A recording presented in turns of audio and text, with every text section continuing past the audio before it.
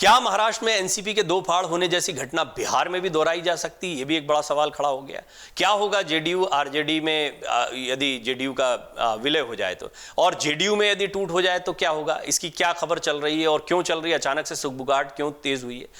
जब से शरद पवार की पार्टी टूटी है तभी से इस बात को लेकर चर्चा काफी गर्म है।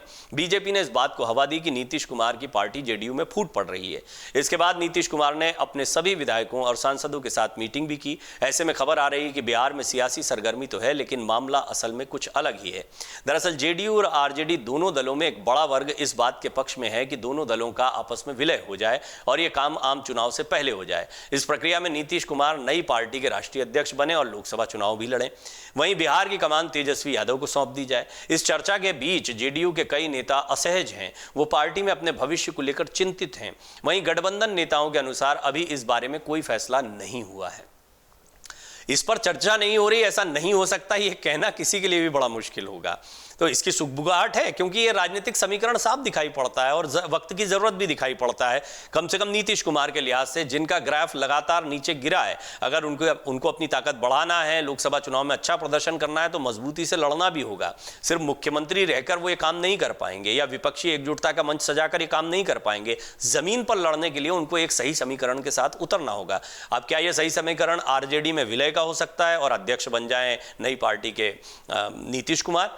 लेकिन इसके लिए आरजेडी कितना तैयार होगी, लालू प्रसाद यादव कितना तैयार होंगे, यह भी देखने वाली बात है। हाँ, अगर मुख्यमंत्री तेजस्वी बना दिए जाएं, जिसके बहुत समय से इंतजार तेजस्वी कर रहे हैं और खुद लालू प्रसाद यादव कर रहे हैं, तो हो सकता है कि यह समीकरण जो है वो भी बहुत दूर की कौड़ी ना दिखाई दे। जब भी कोई पहल होगी सभी नेताओं को विश्वास में लेकर आगे का काम किया जाएगा, ये जेडीयू के नेता कह रहे हैं। ऐसे में बिहार में भी अगले कुछ दिनों महागठबंधन के लिए बेहद अहम दिखने वाले हैं। महाराष्ट्र की राजनीति में अजीत पवार ने रविवार को इतना बड़ा कदम उठाया, पूरा पावर गेम बदल दिया। एनसीपी को दो फाड़कर अपने समर्थकों के साथ शिंदे सरकार में शामिल हुए और डिप्टी सीएम बन गए हैं। और अब एनसीपी किसकी होगी, ये भी सवाल उठ रहे हैं। आपको बता दें, बिहार के पूर्व डिप्टी सीएम और भाजपा के वरिष्ठ नेता सुशील मोदी ने बिहार में भी महाराष्ट्र जैसे हालात बनने का दावा किया था। उन्होंने कहा था कि शरद पवार की पार्टी एनसीपी में विद्रोह विपक्षी एकता की पटना बैठक का परिणाम है, जिसमें राहुल गांधी को प्रोजेक्ट करने की जमीन तैयार की जा रही थी। बिहार में भी महाराष्ट्र जैसी स्थिति बन सकती है। इसे भांपकर नीतीश कुमार ने विधायकों से अलग 1 to 1 बात करना शुरू किया है। यह भी कहा था उन्होंने कि जिनको कभी पूछते नहीं थे उनसे अब 1 to 1 मिल रहे हैं, इसकी जरूरत क्यों पड़ी? ये सवाल खड़े किए बीजेपी ने।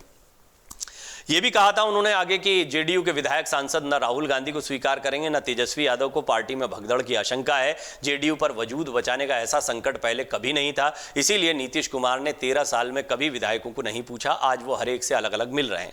दरअसल दावा किया जा रहा है कि एनसीपी की तरह जेडीयू में भी बगावत की आग सुलग रही है। ये दावा एनडीए के साथी चिराग पासवान ने भी किया है, जो नीतीश की पार्टी में टूट की भविष्यवाणी कर रहे हैं। एलजेपी अध्यक्ष, हालांकि उनकी अपनी पार्टी में टूट है, एलजेपी के अध्यक्ष हैं, एक जो हिस्सा है रामविलास पासवान वाला, जो एक तो चाचा के पास में है, पशुपति पारस के पास में, एक चिराग के पास में।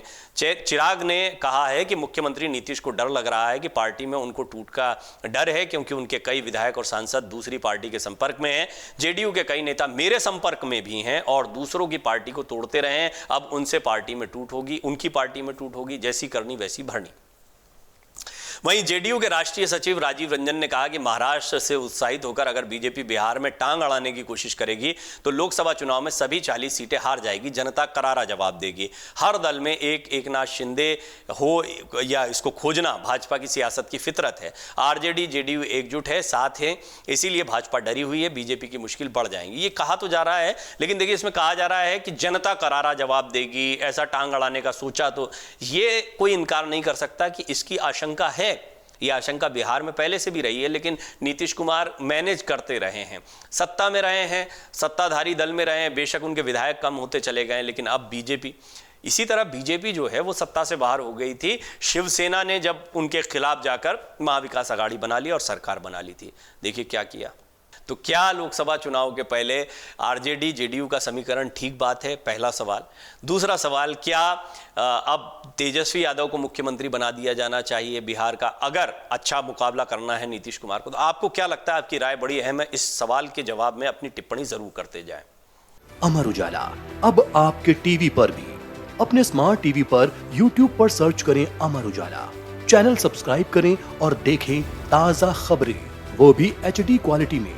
और हाँ, बेल आइकन दबाना ना भूलें ताकि हर खबर हो आपके घर। अमर उजाला, निष्पक्ष, निर्भीक, निरंतर।